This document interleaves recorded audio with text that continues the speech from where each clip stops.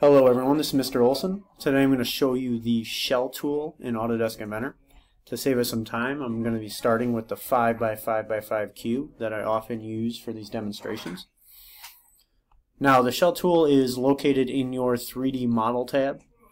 So once you get your model in 3D, we can then shell out some of that. Okay, so the shell tool is located right here. It's going to remove the material from part of the interior. So you're going to create, basically you're going to take away the inside of this object.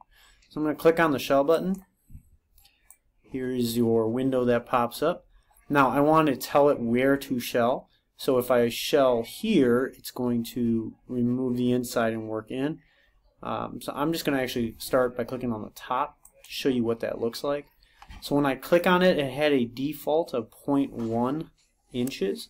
So if I look at it, you can now see that the entire middle has been removed except for 0.1 all the way around. Okay, so if I were to cancel out of that and click on a different side, you're going to see now that this top part remains, but now I'm shelling it around this way.